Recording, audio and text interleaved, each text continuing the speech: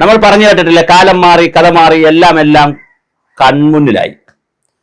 D മണി എന്ന diamond മണി, ദാവൂദ് മണി, Dubai മണി, സുബ്രഹ്മണ്യൻ മണി, എല്ലാ മണിയും പൊട്ടി.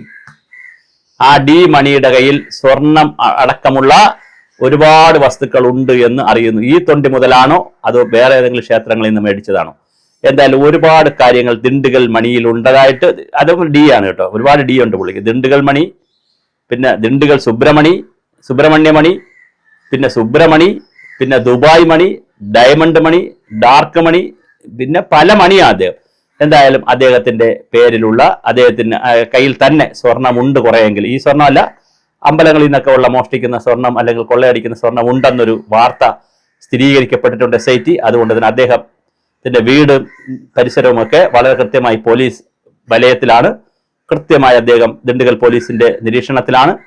അതുപോലെ കേരള പോലീസിന്റെ SIT ടീമും അവിടെ ഉണ്ട്. അപ്പോൾ സ്വാഭാവികമായിട്ട് അദ്ദേഹത്തിന് രക്ഷപ്പെടാനൊന്നും കഴിയുകയില്ല. വളരെ കൃത്യമായി അദ്ദേഹം തിരുവനന്തപുരത്തേക്ക് വരാൻ സാധ്യതയുണ്ട്. വന്നു കഴിഞ്ഞാൽ ചോദ്യം ചെയ്താൽ ഓരോന്നിന്റെ കുരുക്കഴിയും. ഇവിടെ ഒരു സംശയം നിൽക്കുന്നത്, ആദ്യം മുതലേ ഇതിൽ ചില ഉന്നതരുടെ പേര് പറയുന്നു.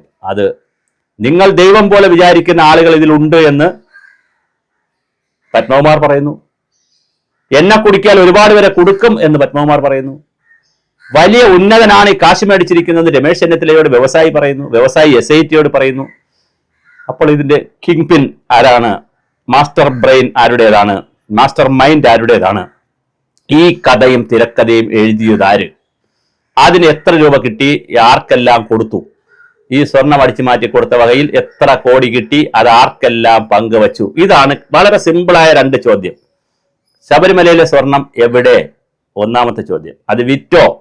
അതിന്റെ അനുബന്ധ ചോദ്യമാണ്. എങ്കിൽ ആ പണം ആർക്ക് കൊടുത്തു? പണം കൊടുത്തിട്ടാണ് ഇത് മേടിച്ചത്? ഇത് മാത്രം അറിഞ്ഞാൽ മതി. തൊണ്ടി മുതൽ എവിടെയുണ്ട്. അപ്പൊ വളരെ ലളിതമായ ചില ചോദ്യങ്ങളാണ്, ലളിതമായ ഉത്തരങ്ങളാണ് കിട്ടേണ്ടതും. അതിന് SIT വളരെ സജീവമായി നീങ്ങുന്നുണ്ട്. ഈ ദിവസങ്ങളിൽ, നാളെ മുതലുള്ള ദിവസങ്ങളിൽ, നാളത്തെ ആഴ്ചയിൽ വലിയ വിശേഷങ്ങൾ ഇതിൽ വരാനിരിക്കുന്നു. എല്ലാ ചാനലുകളും, പത്രങ്ങളും, യൂട്യൂബ് ചാനലുകളും, ഡിജിറ്റൽ ചാനലുകളും വളരെ ആവേശത്തിലാണ്.